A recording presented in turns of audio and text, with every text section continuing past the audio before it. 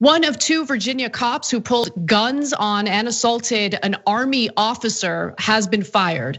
The situation stems from a traffic stop involving an Army officer by the name of Caron Nazario, who is both Latino and Black. Nazario was driving on a dark road in rural Virginia when the police tried to pull him over for allegedly a missing license plate. The car actually had a temporary license plate since it was a new car. Anyway, at that point, Windsor, Virginia police officer Joe Gutierrez tried to pull him over. And unfortunately, the situation became very violent from that moment on. So I wanna show you the video of what occurred, and then I'll give you more details about the aftermath. I'm honestly afraid to get out. Can I you should be. Get out now. I have not committed any crimes. You're being stopped for a traffic violation. You're not cooperating at this point right now. You're under arrest for, you're being detained, okay? You're being detained for a traffic violation. I do not have to get out the vehicle. You haven't even told me why I'm being stopped. About 2 to 3 minutes in, Officer Crocker tried to open the driver's door. In his report, he wrote, quote, "When I attempted to unlock and open the driver's door, the driver assaulted myself by striking my hand away and pulled away from Officer Gutierrez's grip." But in his own body camera footage, Nazario is not seen striking anyone. Crocker's report also says that at this point, Gutierrez, quote, "gave several more commands to comply with orders or he would be sprayed with his OC spray. But no such warnings could be heard. Gutierrez just sprayed Nazario, still without either officer having told Nazario what exactly he was pulled over for. That's f***ed up. That's f***ed the car now. I don't even want to reach for my seatbelt. Can you take your seatbelt off and get out of the car? You made this way more difficult than it had to be. Get on the ground. Get on the ground. Can you please talk to me on the ground now. Can you please talk to me about what's going on? Why am I being treated like this? Why? You're not cooperating. Get on the ground. So already from that video, you can see where the police report differs significantly from what actually happened and what was caught on that footage that we showed you. I should also note that since the Army officer here, Nazario, was driving on a dark rural road, what he did when the cops tried to pull him over was put his blinker on, indicating that he intends to pull over, but he drove to a lit area for the officer's safety and for his own safety. And so that is gonna be discussed in this next clip, which also touches on what I'm sure many people are thinking about front and center, and that's the racial component to this story. Let's take a look. Nazario explained why he didn't immediately pull over. I was pulling over to a well-lit area for my safety and yours. I have respect for law enforcement. But Gutierrez said that wasn't the problem. If I don't end what the media is spewing with the race relations between minorities and law enforcement, I get it, okay? So like I told you, as far as you not stopping and because you weren't comfortable and you wanted a well-lit spot, Lieutenant, that happens all the time. It happens to me a lot. And it's I would say 80% of the time, not always, 80% of the time, it's a minority. And while the officers couldn't understand why Nazario didn't get out of the car as instructed, Nazario said he didn't know why he was being stopped. I've never looked out the window and saw a gun blazing immediately. Gutierrez eventually told Nazario that he had a conversation with the chief of police and was giving him the option to let this all go. There's no need getting this on your record. I don't want it on your record. However, it's entirely up to you. If you want to fight it and argue, I mean, and I don't mean that disrespectfully, okay? I mean, you have that right as a citizen. If that's what you want, we'll charge you. It doesn't change my life one way or the way. After reviewing that footage, Windsor, Virginia police have decided to fire police officer Joe Gutierrez, and obviously for good reason. Everything that the Army officer alleged has been proven by that video, including the very clear threat regarding Nazario's military reputation and future. So there have already been some consequences. The other cop that was there seemed pretty terrified and didn't know what he was doing. I'm not saying that he's not gonna face any consequences or shouldn't, but that's where we're at with the story right now. Cenk, what do you think? So one of the worst parts of it was right in the beginning when they pull up to him, and for about a minute they keep yelling two contradictory commands. And watching the video, I had read the headline. I knew he hadn't been killed, but I was so worried that something worse was going to happen to him because they kept saying, "Put your hands out the window and get out of the car." Well, if your seatbelt is buckled, you can't have your hands outside the window and get out of the car. You just can't. And you saw that play out later in the video, and you guys saw some of that in the portions that we played, right? And so and I remember a story we covered where in that case it was a white guy in a hotel room, and the cops had him crawling around on the floor, and they kept giving him contradictory orders. And when he followed one but not the other because he couldn't do both at the same time, they shot him dead, right? So that's why I was so worried for this guy at the beginning of the video. Luckily, in this case, they didn't shoot him. I mean, this is the lowest bar we have, right? And we're always like, oh my God, he didn't get murdered for no reason, thank God. All right, now let's talk about the rest of the story, right? And then when you talk about that, so getting pulled over, he didn't have tags. It turns out he did have tags. It was temporary tags. It's super clear. So guys, think about it, okay? Just in every one of these stories, all I ask you to do is put yourself in each person's shoes, right? So if you're the driver of a car, it doesn't matter what race you are, right? If the cops pull up on you when you have an excellent sense that you didn't do anything wrong, and they pull guns immediately. I mean, I've been pulled over a lot of times. I never got a gun pulled on me. I'd be like, oh my God, what is going on? Why are they pulling guns on me? What's happening? And they're like, get out of the car and have your hands out. And it looks like, do they have me mistaken with someone else that's like a mortal danger to everyone in this neighborhood?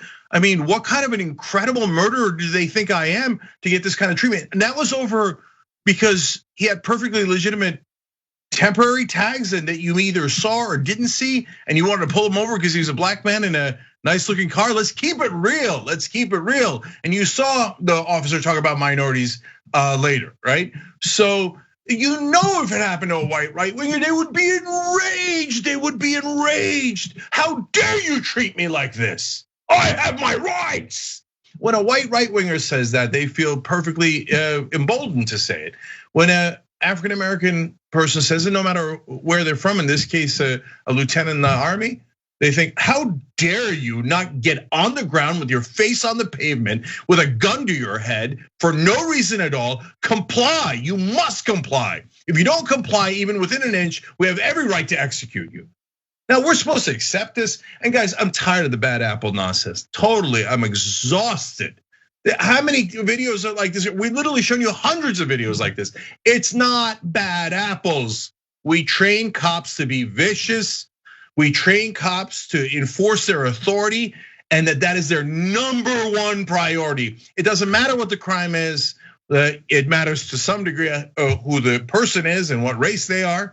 Okay, but most importantly, if they do not comply with your orders, contradictory, logical, legal or not legal, it doesn't matter. Then you crush that citizen and you show them who's boss by either shooting them, tasering them, pounding their face in the pavement. Why are they arresting the guy in the first place? They didn't even ask him a single question. He's in the car, he's got his hands out, he's not a threat. Why don't you go ask him a question? Hey, how about your tags? Oh, right, there's your tags. Hey, are you a criminal for no reason? I'm asking you because you're black. Ask him the question. I don't know. Ask him what you're going to ask him. No, and they're never going to do anything. Now the governor in Minnesota in a different story is talking about, oh, we have to do something. Oh, shut up. They are constantly with the politicians. Oh, we should do something, but not defund the police, not this, not that, not this, not this. Police union, give me the money, police union. Okay, I love you guys, etc. I almost said it. Anyway, so they're not gonna do anything. They're gonna pull over more black people. They're gonna kill more of them. They're gonna threaten more of them. But if you actually go to fix the problem, which is police training, and you say, hey, maybe the cops shouldn't go to maximum force every single time, they're gonna say, oh, you're endangering police lives. You're endangering police lives. Nothing but total BS. I'm sick of it. So it isn't bad apples. It is the whole culture of policing because we train them to be brutal and vicious, and especially to poor people and especially to minorities. I mean, I think it's a combination of so many different things. Yes, there's an issue with training. In this particular case, you have the police department saying that they're firing Gutierrez because he didn't follow protocol. For instance, he refused to tell Nazario what he was being pulled over for, what he was being arrested for. That was never answered. So that's point number one. Point number two is we've been dealing with story after story of unarmed individuals getting shot and killed by cops over and over and over again. And what tends to happen when there isn't a legitimate reform or response to that? Well, it emboldens cops, right? I mean, if you feel that you're invincible, if you feel that you have anger issues and you can carry them out on anyone you come across, and you don't have to deal with any consequences for literally shooting and killing an unarmed individual, well, then why would you fear carrying out an act of violence like that or excessive force once a situation arises? The other thing is, let's keep it real. We have a security state, a militarized police state that is a byproduct of our foreign policy as well. I mean, part of the reason why we see this militaristic activity or behavior by cops is because the giant inventory of weaponry that we have for our military continues to get made. We have a surplus and it gets shifted over to police departments. I mean, all of that creates this culture of violence that seems to be greenlit by, yes, the police union that protects the cops regardless of what they do, but also by right-wing media, by right-wing politicians, and the cycle goes on and on and on. And on the other side, do we have lawmakers who are willing to do something that's actually substantive in response to police violence? And the answer is no. Look, I'm gonna keep it real. People are gonna hate what I'm about to say. The mass protests that happened last summer were incredibly important, okay? I mean, largest protests in US history. But what did the protesters get in return from Democratic lawmakers on a local level? Oh, we're gonna do a Black Lives Matter mural in front of Trump Tower. So what? So what? What does that do to fundamentally change policing in this country? And the mass protests are important, but they need to be coupled with like some sort of mechanism to continue applying pressure to lawmakers, organized individuals who continue applying pressure, and we just have not seen that. And so what we get in response is more mass shootings, more mass shootings. I think it's too simplistic to say, oh, it's just the training. Oh yeah, one other massive thing I forgot to mention, white supremacists infiltrating local police departments across the country. That's a huge problem as well. I mean, there's so many different factors to look at. And really, there haven't been any substantive responses or reforms after we see all these examples. No, look, let's be honest. Democrats have done nothing. What did Joe Biden do today? In the second story of police abuse in Minnesota, he went and yelled at the protesters. And because, oh, no, you don't want to seem like you're soft on protesters. And so I get it. There was looters in Minnesota, and they shouldn't do that. Yeah. Well, since those protests, like Anna said, what have you done for them? Nothing. So then you say, oh, well, you shouldn't get frustrated. Well, okay, then why don't you do something? No, I'm not going to. Well, okay, then screw you. So I mean, we just covered a story last week in LA. Same thing. There's a police response. Turns out there's somebody did domestic violence. It turns out it's a white guy. They didn't hear, it didn't get conveyed to them it's a white guy. They just pull over the first black guy. And same thing, they don't even ask him any questions. They handcuff him immediately, they rough him up immediately. He says, this is my house, why are you doing this to me? They're like, how dare you? I'm a cop, I'll do whatever the hell I want. I have ultimate authority. And that's why I talk about the training. I don't mean training like, oh, you put on the handcuffs wrong. No, I mean like their entire culture is wrong. They trained them to abuse the citizens. They trained them to use as much force as possible and to never take a risk with even getting a fingernail, hurt. And they train them that if anyone looks suspicious, black people, Latinos, etc., to go rough them up and handcuff them and arrest them and ask questions later. Now at the end, Gutierrez realizes that it was a false arrest, and what does he do? He says, now I could continue to arrest you, and that'll ruin your life, or you could not make any trouble here.